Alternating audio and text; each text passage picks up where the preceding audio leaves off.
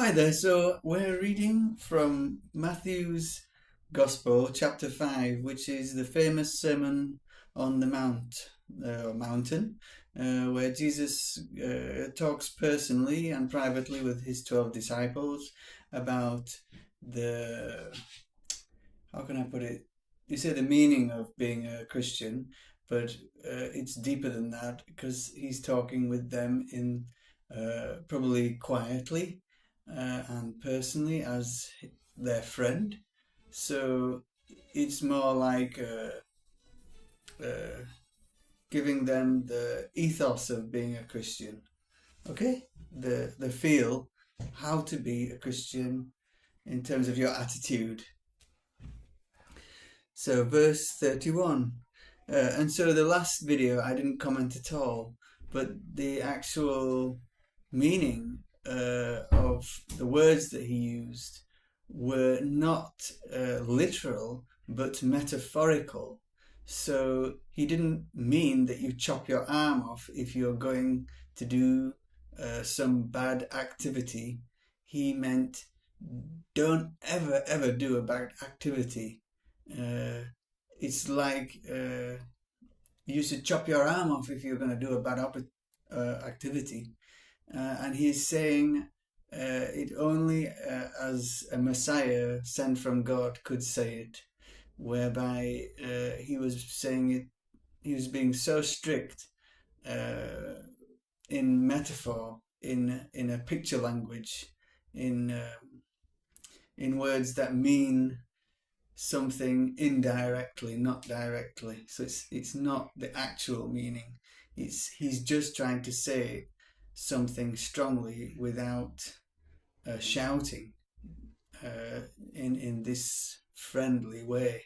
So he's saying with more strictness than a normal human being could say, because he's sent from God and because it's for the whole of people in the world forever, for the future, for thousands of years and thousands of cultures and peoples and countries and nationalities and races and ages and men and women, old and young, every people in living in mountains, in valleys, in the coasts, in wherever you live, in the city, in a village.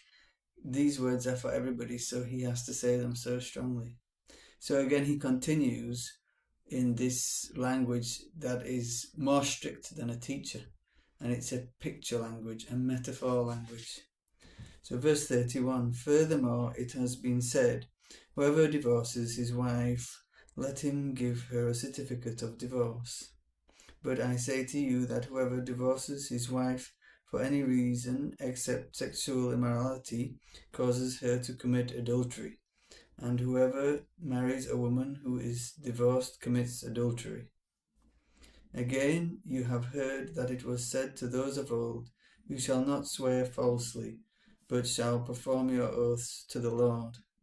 But I say to you, do not swear at all, neither by heaven, for it is God's throne, nor by the earth, for it is his footstool, nor by Jerusalem, for it is the city of the great King. Nor shall you swear by your head, because you cannot make one hair white or black.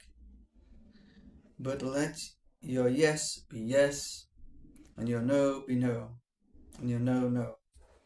For whatever is more than these is from the evil one.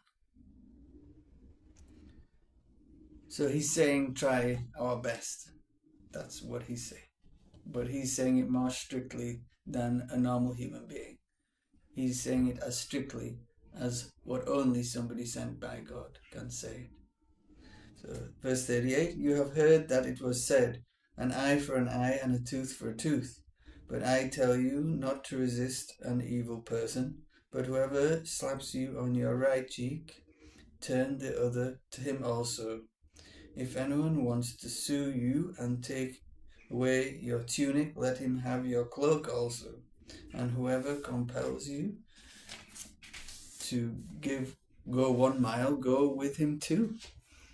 Go, give to him who asks you, and from him who wants to borrow from you, do not turn away. You have heard that it was said, you shall love your neighbor and hate your enemy. But I say to you, love your enemies and bless those who curse you. Do good to those who hate you, and pray for those who spitefully use you and persecute you, that you may be sons of your Father in heaven.